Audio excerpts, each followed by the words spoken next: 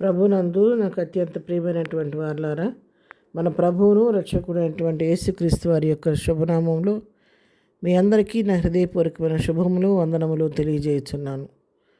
ఉదయకాల సమయంలో దేవుని వాక్యాన్ని ధ్యానం చేసుకుందాము. ఈరోజు వాక్య ధ్యానము కొరకు మనం తీసుకున్నటువంటి లేఖన భాగము ద్వితీయోపదేశ కాండము 31వ అధ్యాయము 7-8 వచనాలు చదువుకుందాం. మరియు మోషే యెహోషువను పిలిచి, నువ్వు నిబ్బరము కలిగి ధైర్యముగా నుండము. యెహోవా ఈ ప్రజలకిచ్చుటకు వారి పితరులతో ప్రమాణము చేసిన దేశమునకు నీ వీరితో కూడా పోయి దానిని వారికి స్వాధీనపరచవలెను.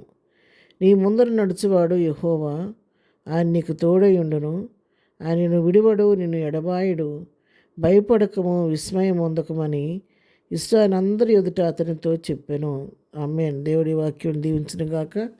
ప్రియులారా, ఈ వాక్య భాగాన్ని మనం గమనించినట్లయితే మోషే యెహోషువతో చెప్తున్నటువంటి మాటలు, యెహోషువకి నాయకత్వం అప్పగించిన తర్వాత మరి తను కొంతకాలం దేవుని ప్రజలు నడిపించిన తర్వాత మోషే తన బాధ్యతలు తప్పుకుంటూ యెహోషువకు తన బాధ్యత అప్పగిస్తున్న సమయంలో యెహోషువను ధైర్యపరుస్తూ పలికినటువంటి మాటలు ఈ మాటలు చెప్తున్నాడు. నిబ్బరం కలిగి ధైర్యంగా నుండు. నువ్వు యెహోవా ఈ ప్రజలకు ఇచ్చుటకు వారి పితరులతో కూడా ప్రమాణం చేసిన దేశమునకు నీ వీరిని తోడుకొని పోయి వారికి స్వాధీనపరచుదాన్ని. నేను ఆ దేశాన్ని వాళ్ళకి అప్పగించబోతున్నాను. అది నీవు స్వాధీనపరచాలి. వాళ్ళకి నువ్వేమాత్రం భయపడకుండా వాళ్ళకి ముందుగా నడువయ్యా. అయితే నీవేం పిరికితనం పడవలసిన అవసరం లేదు.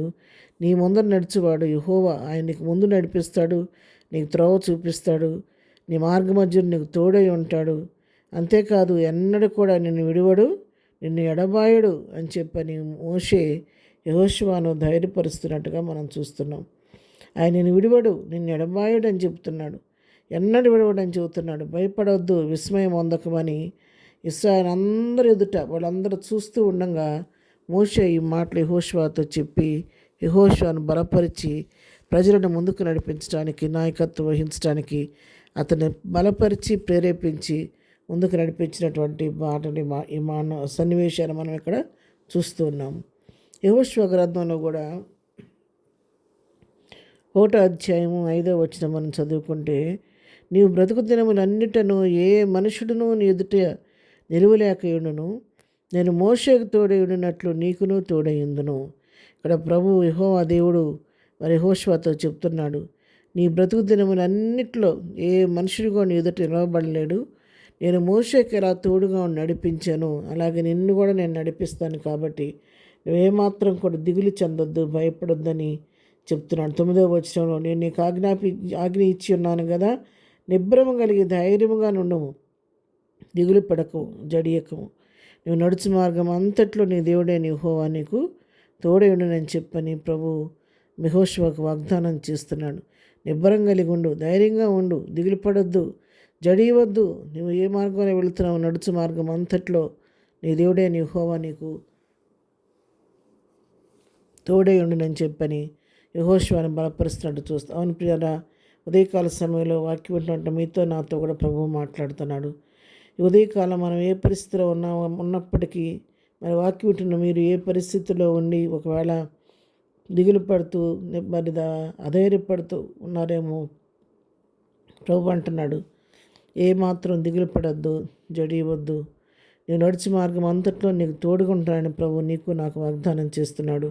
ఆయన ఎన్నడూ విడువని ఎడబాయిని దేవుడు మనతున్నాడు. కాబట్టి ఆయన హస్తాన్ని పట్టుకొని ప్రభు వెనక ఆయన అడుగుజాడలో నడుస్తూ ముందుకు సాగిపోదాం.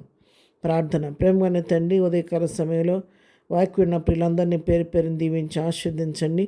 వారి జీవితాల్లో వారికి ఉన్న సమస్యల నుంచి విడిపించండి. ఎవరు ఏ హృదయ వేదనతో ఉండి నేను అడుగుతున్నారు, వారి హృదయ వేదన తీర్చండి ప్రభా. వాళ్ళు భయపడకుండా, దిగులు పడకుండా, జడియకుండా నిన్ను బట్టి ముందుకు సాగిపోయే కృప దయచేయండి. ఎన్నడూ విడువని ఎడబాయింది ఉన్నామని విశ్వాసం ప్రతి వారిలో పుట్టించిన ఆయన వారి కన్నీటిని తుడవండి, వారి సమస్యలు పరిష్కరించండి.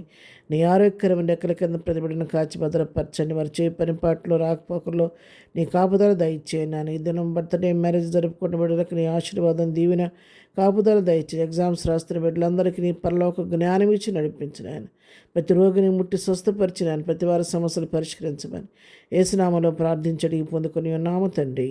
ఆమెన్. ప్రభు కృప సదాకాలము మనందరికీ తోడయుండి నడిపించునుగాక. ఆమెన్.